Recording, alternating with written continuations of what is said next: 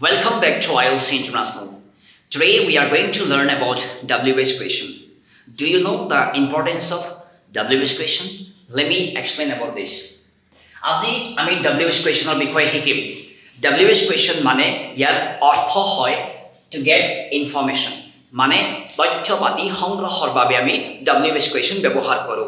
তথ্যপাতি মানে হ'ল যে কিবা প্ৰশ্ন যেতিয়া আপুনি প্ৰশ্ন কৰিব সেই ক্ষেত্ৰত আপুনি বিতংকৈ উত্তৰ দিব লাগিব, তাকে আমি তথ্যপাতি সংগ্ৰহ কৰা বুলি আমি বুজো। ঠিক আছে, বুজি পাইছে? এতিয়া আমি আগবাঢ়ো। WH question টোটেল মুঠ কওঁতে হওক বা লিখোতে হওক টোটেল আমাৰ 9টা হয়।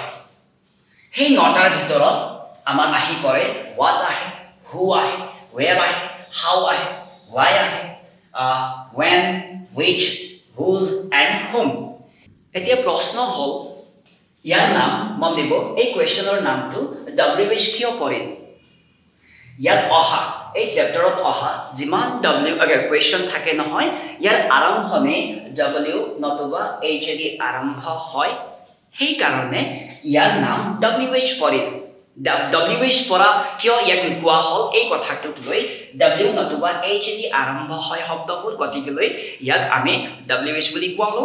কিন্তু WH কুৱেশ্যনৰ ডেফিনেশ্যনটো আকৌ বেলেগ। ডেফিনেশ্যনটো হ'ল টু গেট ইনফৰ্মেশ্যন। কিয় নাম পৰিল মই তাৰ কাৰণে আপোনাক এই কথাটো কৈ দিলোঁ যে শব্দ এটাৰ আৰম্ভণি W নতুবা H দি আৰম্ভ হয়, সেইকাৰণে ইয়াৰ নাম পৰিল WH কুৱেশ্যন। কিন্তু WH কুৱেশ্যনৰ আপোনাৰ ডেফিনেশ্যনটো বেলেগ হয়, সেইটো হ'ল টু গেট ইনফৰ্মেশ্যন। এই 9টা WH কুৱেশ্যন হয়, বুজি পাইছে? এতিয়া এই 9টা বাক্য এই শব্দকেইটা আছে, ইয়াৰ পৰা আমি বাক্য কেনেকৈ বনাওঁ, ঠিক আছে? সেই বাক্য বনাবৰ কাৰণে মষ্ট ইম্পৰ্টেণ্ট ফ্ৰেমৱৰ্কছটো এইটো। এই ফ্ৰেমৱৰ্কছতে আমি এইবিলাক সকলো 9টা শব্দৰ পৰা আমি শব্দ লৈ আমি বাক্য বনাওঁ, ঠিক আছে? এতিয়া চাব, এই ফ্ৰেমৱৰ্কছটো মুখস্থ কৰি নিদিব। মুখস্থ কৰিলে আপোনাৰ অলপ খেলি মেলি হ'ব পাৰে, ঠিক আছে? মনত হ'ব আৰু বুজি ল'ব কেনেকৈ ফ্ৰেমৱৰ্কবোৰে কাম কৰি আছে, এই কথাটো আপুনি বুজি পোৱাটো খুব দৰকাৰী হয়।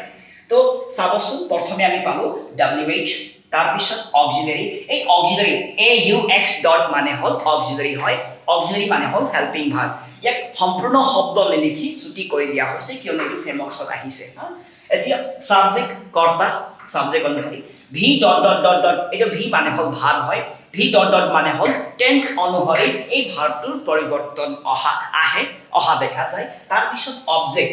এতিয়া অবজেক্ট আপুনি কি ক'ব বিচাৰিছে সেইমতে অবজেক্টটো বহাওক, কেতিয়াবা অবজেক্ট নাহেও, ঠিক আছে? এতিয়া নেক্সট হ'ল অক্সিলাৰী। এইটো নেগেটিভ কুৱেশ্যনত পৰে, কাৰণ হ'ল নট আছে। WH তাৰপিছত অক্সিলাৰী আহিব, তাৰপিছত ছাবজেক্ট, তাৰপিছত ভি ডট ডট মানে হ'ল ভাৰ্ব, টেন্স অনুসৰি ভাৰ্বৰ পৰিৱৰ্তন দেখা যায়, তাৰপিছত অবজেক্ট আমি পালোঁ, ঠিক আছে? এতিয়া আপুনি আগতে পাইছে চাগে, কাৰণ হ'ল ভিডিঅ' অলৰেডি দিয়া হৈছে ইউটিউবত, যে ছাবজেক্টৰ বিফলত হেল্পিং ভাৰ্ব অহা মানে হ'ল কুৱেশ্যন হয়, ঠিক আছে? এতিয়া ছাবজেক্টৰ বিফলত অক্সিলাৰী মানে হ'ল প্ৰাইমেৰী ভাৰ্ব, হেল্পিং ভাৰ্ব যিকোনো হওক, অহা মানে হ'ল কুৱেশ্যন হয়। নট নাই মানে হ'ল পজিটিভ কুৱেশ্যন।